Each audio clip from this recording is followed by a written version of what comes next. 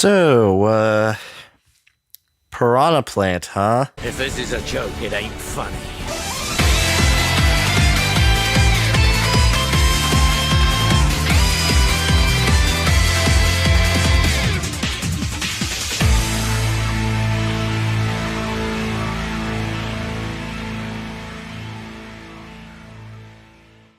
Hey guys, it's Generic Joe, and I'm sorry I'm a little late, but I am going to be discussing the Super Smash Bros. Direct for November 1st, 2018. I didn't do a reaction to this because, like most people, I was in school when this first aired, so I had to watch it during my lunch period instead of actually watching it in the evening at home because it was so early in the day compared to all these other directs that had been happening. Although I guess the August direct was kind of early in the morning too, but anyways, that doesn't matter now because it's over. We have all this info, the final batch of info that's going to come out for the game, as far as we're aware, aside from some other thing that I'll get into later.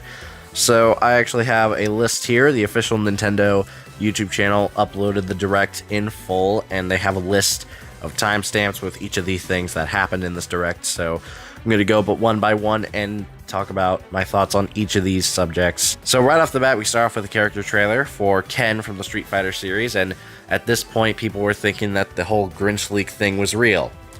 It's not. It's as confirmed later in the Direct, that thing is not real, and I'm really happy about that because I didn't want Chorus Kids in the game. But I think I would have taken Chorus Kids over a character that actually did make it in. Ken is an echo of Ryu, as you would probably expect, because you can't have two third-party characters from the same series without one of them being an echo. That's just sort of how it is at this point. So Ken being an echo of Ryu just makes sense, you know? It's just the logical thing to do. And later in that same trailer, it turns out that Incineroar was the big star of the show. He's the last Pokemon to be added. He's the Generation 7 rep, and he is the last character in the roster of the base game. And I feel like that's something people need to realize.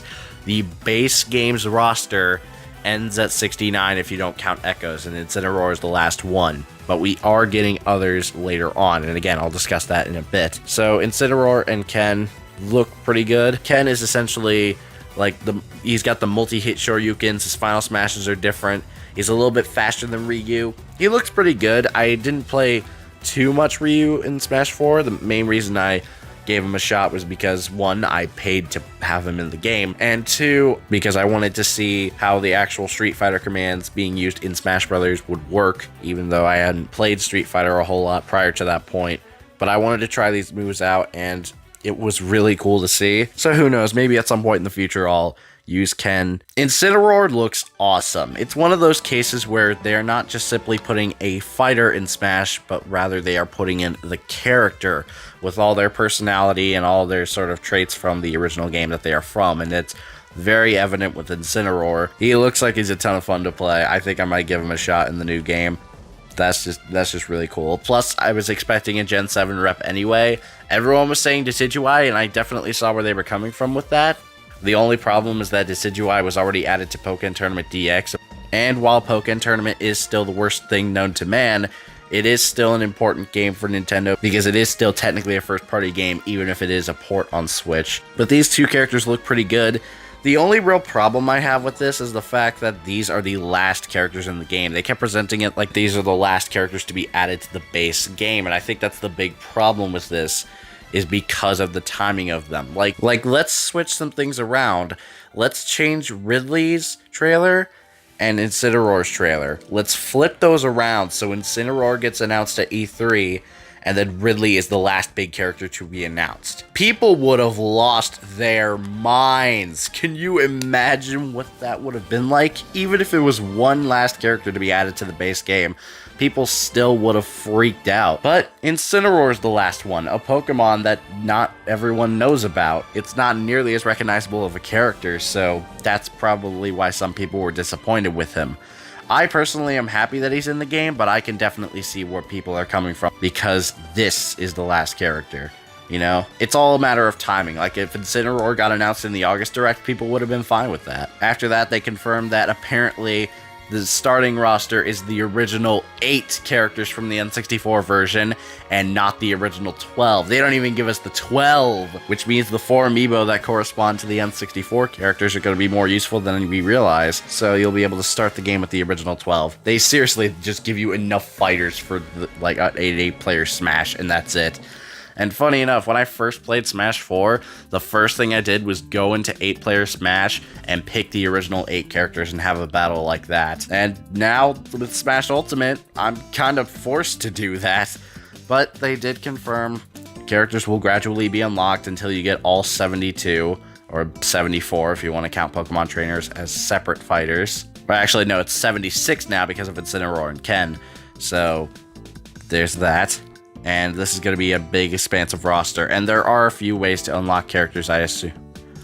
It's just going to take a lot of time, and I hope that amiibo thing with, like, tapping them in to unlock that respective character is true. Which, they did talk about amiibo in this Direct, but they didn't say anything on how they unlock characters, or if they unlock characters at all. So, that's a bit concerning. They showed the amiibo that were already confirmed, which are Inkling Girl, Ridley, and Wolf, which are coming out on launch day. In February, they have 2 more, King K. Rool and the Ice Climbers. Yes, they did just confirm an Ice Climbers amiibo before they confirmed a Snake one. And there's going to be a Wave 3 at some point in 2019, featuring Ken, Isabelle, Pichu, Daisy, and Young Link. 3 of those already exist in amiibo format. Daisy, Isabelle, and Young Link have Super Mario, Animal Crossing, and Legend of Zelda series amiibo respectively, so you can actually get those characters early. In fact, that's the logic I applied because I already have a Daisy and Isabelle amiibo, and maybe I'll get Young Link at some point, but those prices on Amazon are a little bit more expensive than I would like them to be, so we'll have to wait and see. They finally showed off the Spirits mode, and as it turns out, it's not the adventure mode of this game. But there is still an adventure mode. Kinda weird. Spirits are essentially the stickers from Brawl, the trophies from the series as a whole, and the gear and upgrade system from Smash 4. It's like this weird combination of all 3, and I'm gonna be honest, the more they talked about it, the less sense it made. I don't know if that makes any sense, but this just seems so needlessly complicated. There's multiple classes of these things, but it's not a gacha game, but you have to go through these different battles to get the different spirits, and then maybe you'll win them if you play a certain minigame and get the spirits from the characters. Then you can apply the primary spirits to the characters, and then all these secondary supporting spirits to the characters to give them boosts, and you can feed them to your amiibo. Like, what is the point of any of this? This was easier to make than trophies? And that's another thing, this game has no trophies. Yeah, you heard me right, this game actually has no trophies in it, and instead these spirits are supposed to take their place. And I'll be honest, that's fine as long as these spirits have descriptions of characters, because that was half the fun of getting the trophies in the first game, is learning about all these random characters. It's interesting to find out their origins, and Smash Brothers is a way for a lot of people to discover series they wouldn't have known about otherwise. So if they're gonna take that away, I see no point in these spirits even existing.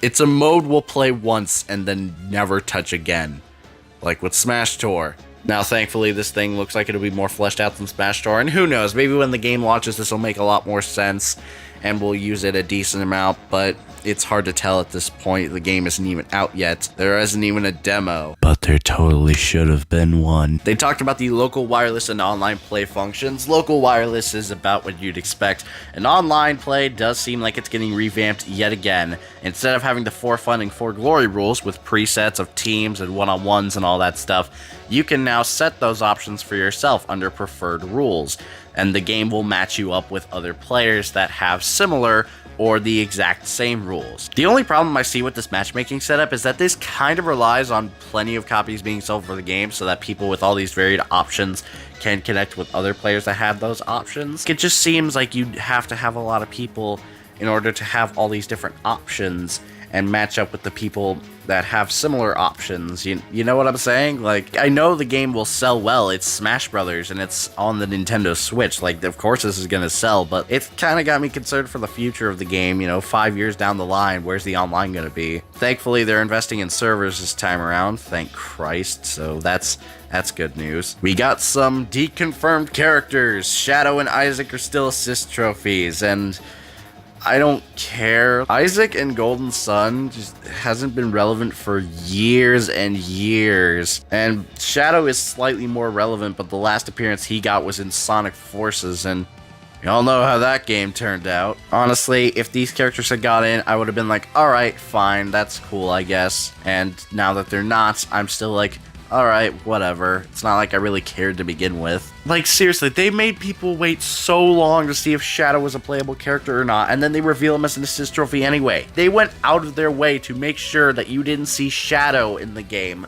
but they put Knuckles, who is a brand new assist trophy for the Sonic series, and then they put Shadow as an assist trophy anyway. What was the point of making us wait like that? They also talked about other features like options and settings and whatnot, and the Spirits mode, and it turns out that blurred option on the dashboard thing that we saw in the August Direct is actually your collection of spirits. Mii Fighters are getting new outfits this time around, and thankfully none of them are DLC. All of these are just unlockable in the base game. We've got the Labo suit, which is essentially the second Toy-Con set with the giant robot and the arms and all that. That's a Mii Brawler skin for the Mii Fighter. We've got Splatoon 2 outfits because the Splatoon 1 Inklings are already playable characters in the game, but they still kept the Captain Falcon one? It's kind of weird. Chibi Robo is a Mii Fighter costume as well. And it's just like they know that we want Chibi Robo in the game, but they're gonna be like, no. We got you. This is even better. Let's have him as a spirit and a Mii costume. That'll satisfy everyone. There's no Geno skin as far as I can tell. And aside from the characters like that were from the original 12, like Captain Falcon, Link, and Samus that had Mii costumes, it seems like all the characters that had Mii costumes in Smash 4 that got turned into proper characters this time around don't seem to have costumes. At least they didn't show them here. Those costumes could still very well be there. They just didn't show them yet because Chrom, Isabelle, and a few others have been turned into proper fighters now, so I don't really see the point in keeping them as Mii costumes. But hey, I actually did like those Mii Fighter costumes quite a bit, and it's kind of sad to see that they won't be adding any more through DLC. Aside from one, Rex from Xenoblade Chronicles 2, and the reason that they gave for him not being a playable character is because the roster is planned out before development on the game even started. And at that time, Rex and Xenoblade Chronicles 2 as a whole didn't exist yet. So they couldn't put Rex in the game, even if they wanted to. And that makes me really happy because Rex and Xenoblade Chronicles 2 as a whole is the worst. Yeah, I said it. Yeah, I did just say that. Yeah, I don't care. It's my opinion. I hate the game. I hate it even more because I bought it at full price. I don't care. DLC development has been confirmed. They are going to make DLC characters again. However, this may actually be better than Smash 4's way of doing it, because if you buy all the DLC, it's not going to cost 2 or 3 times the amount of the base game. Like, seriously, I did the math. The Smash 4 DLC in total, if you bought the Wii U and 3DS versions of everything for all those bundles and all that, it costs $90. That is ridiculous. And of course, us Nintendo fans bought all of it. This time around, the price is significantly lower, not even half the price of the base game, $25, a tad bit higher than what the other season passes for like Splatoon 2 and Breath of the Wild are, but hey, as long as they don't go above 30, I think I'll be okay with it. The Fighters Pass, as they're calling it, is going to have 5 bundles. Each bundle is going to come with 1 character, 1 stage, and some music tracks. It's an unspecified number of music tracks. I think it's going to be different with each set, which is why they didn't clarify how many were in each. So that's nice to know. And development of these things is going to take a while, so they could actually end up releasing DLC until February of 2020. I'm probably going to purchase this thing as soon as I can, just so I can make sure I have all those characters. And one incentive for getting the season pass is you get free access to a Piranha Plant. Yeah, I'm not joking. This is real. this is real. They put a Piranha Plant in as a playable character. Like, this isn't even funny, okay? Like, you saved this for the last direct?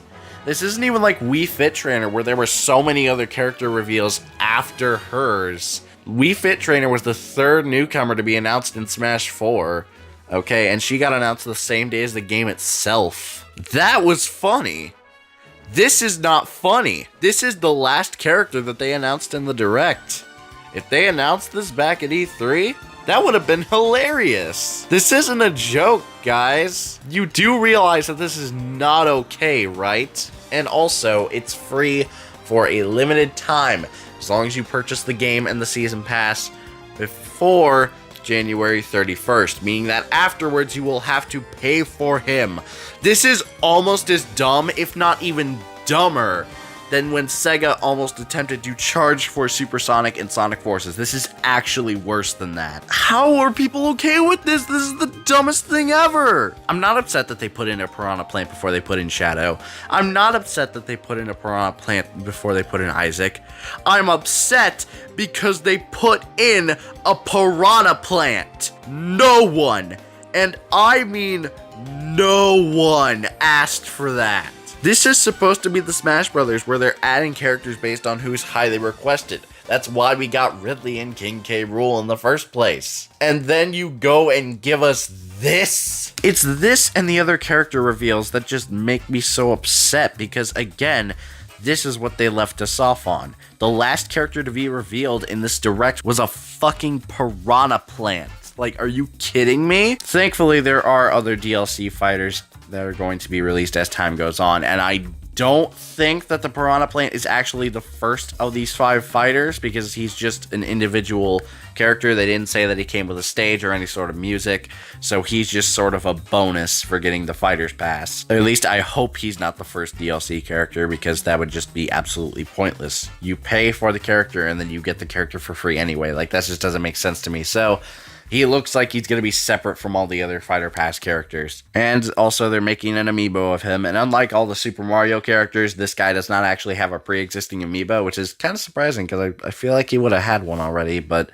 because they made all the ones for like Boo and Goomba and Koopas and all that, you would just kind of expect it, you know? But that didn't happen. So last thing to be shown off is the World of Light. And oh my god, the way they introduced it was amazing. They did a full CG trailer, a full pre-rendered cinematic, like they did for pretty much all the other character reveals. And this has full voice acting in it, like Fox, Marth, Zelda, and Pit all had their voice actors from the actual game. Fox has the same actor from Smash 4, Star Fox Zero, 64, and all that stuff here.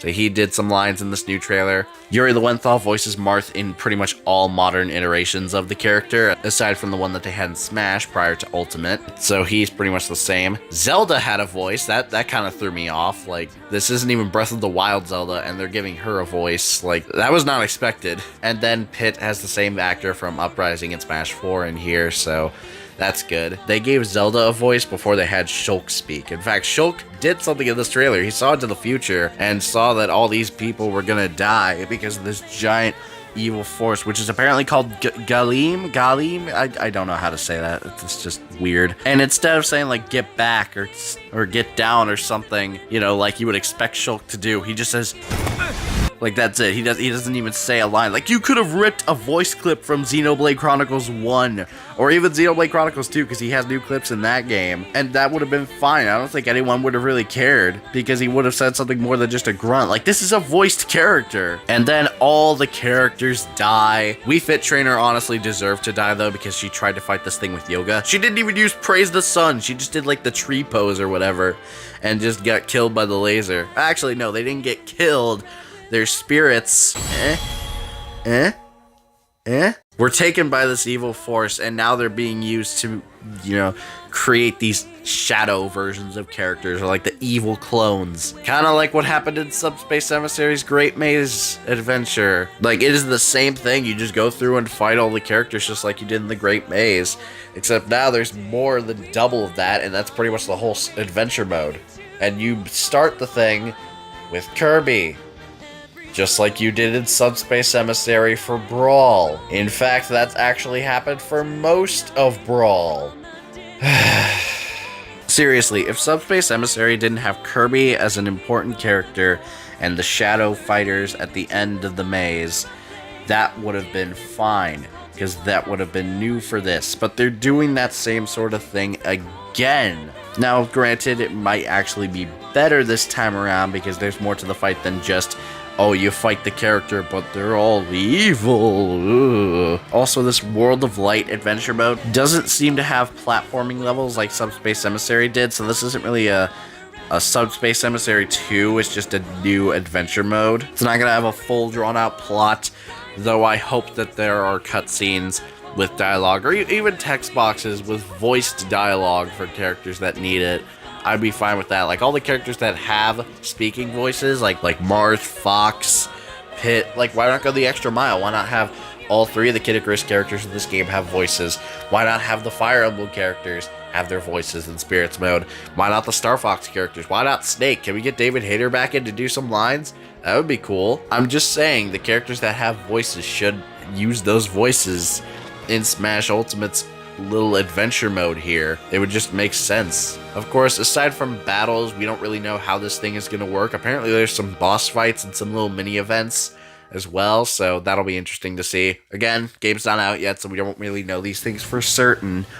So we'll just have to wait about a month and find all this stuff out. And with that, that concludes the Super Smash Bros. Ultimate November Direct. Honestly, I was pretty happy with that for the most part. Again, the Spirits mode seems like needlessly complicated. Like, I would have just taken trophies and I would have been fine with that. Couldn't they just like take the models from Smash 4 and then just like update them to match the art style of Ultimate? They did that for all the characters. Why couldn't they do that for trophies? The World of Light seems cool, but again, I'm going to reserve further judgment until we get the game in full and we can try this mode out.